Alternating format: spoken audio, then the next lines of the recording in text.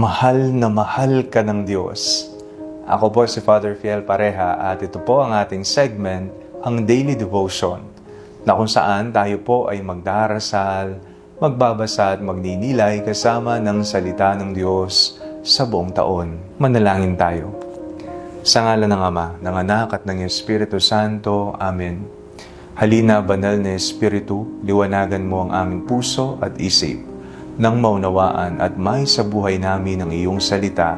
Amen. Our Bible passage for today is from the Gospel of St. John chapter 1, verses 1 to 18, and I read it for you.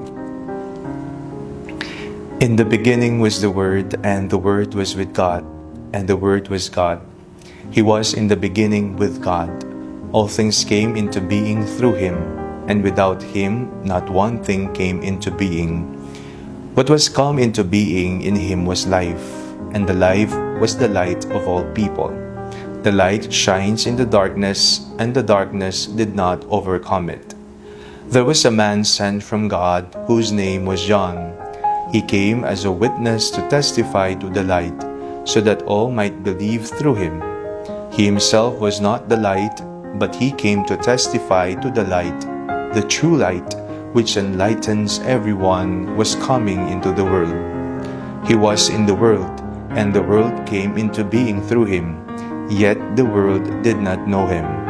He came to what was his own, and his own people did not accept him.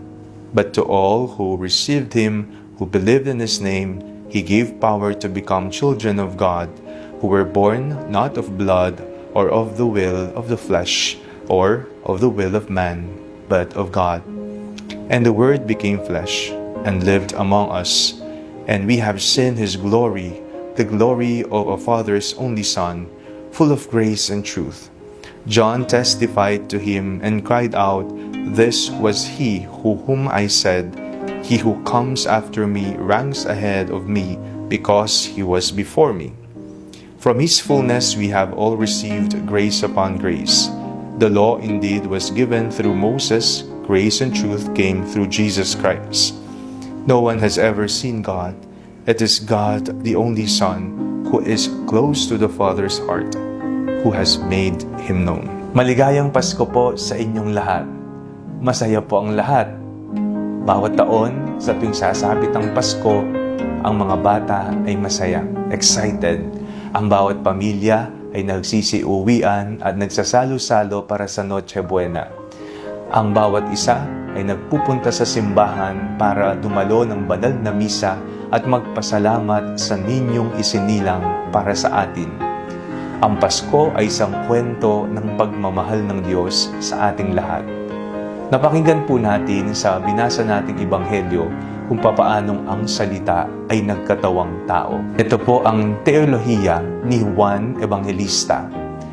Ang salita, nagkatawang tao at naibunyag ang kaluwalhatian ng Diyos sa sanlibutan.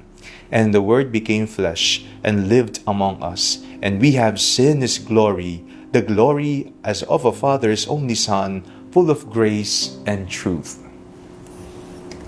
Kwento ng pagmamahal, kwento ng pagpaparaya, kwento ng pagbibigay. Ito ang kwento ng Pasko. Ngayong Pasko, isinilang ang pag-ibig ng Diyos sa atin. God is love. At itong pagmamahal ay nakita natin ng personal, nagkatawang tao siya. Sino ba naman ang Panginoon na magiging taong katulad natin liban sa kasalanan at makikipamayan pa sa atin, makikipamuhay sa atin, daramhin niya kung ano ang nadarama natin. Sasamahan niya ang mga may hirap, ang mga may sakit, ang mga maralita, lahat ng tao. Ito ay Diyos ng pag-ibig, sapagkat ang pusong may pag-ibig lamang ang makagagawa ng mga bagay na ito. Kaya ngayong Pasko, tayong lahat ay inahamon. Tayo ay magpahayag ng pag-ibig ng Diyos sa pamamagitan ng ating personal na pamumuhay. Tingnan natin ang ating sarili. Kulang pa ba ang pag-ibig na aking ibinibigay sa iba? O, tanungin mo ang iyong sarili, may pag-ibig ba ang bawat gawa ko sa buhay O tinitingnan ko lamang ang mga bagay na ito bilang compliance, bilang obligation lamang, kaya ginagawa ang mga bagay na ito? O ginagawa mo mga bagay na ito, may nakakakita man o wala, may kapalit man o wala, ginagawa ko ito dahil mahal ako ng Diyos at mahal ko ang aking kapwa. Nawa ang pag-ibig ni Jesus na isinilang sa sabsaban, na isinisilang ngayon sa ating mga puso, ang magtulak sa atin para isilang din sa pamamagitan ng ating mga gawa ang pagmamahal ng Diyos. Muli po, Merry Christmas po sa inyong lahat. Manalangin tayo. Panginoong Hesus, ngayong araw ng inyong kapanganakan, kami taus-pusong nagpapasalamat sa pagmamahal na inyong ipinaranas at patuloy na ipinapadama sa amin. Amen. Sa ngalan ng Ama, ng Anak at ng Espiritu Santo. Amen. Huwag po ninyong kalimutang i-like ang video ito. Mag-comment po kayo and share it with your family and friends. Ang panalangin bago matulog ay may sariling Facebook page na po. Huwag niyo pong kakalimutang mag-like at mag-follow dito, and do not forget to subscribe to our YouTube channel. I-click niyo lamang po ang link na nasa comment section ng video ito, o kaya naman po just search Father Fiel Pareha. At kung nais niyo pong maging updated sa ating pagpapahayag, you can join our broadcast channel dito po sa ating Facebook page. God bless you po.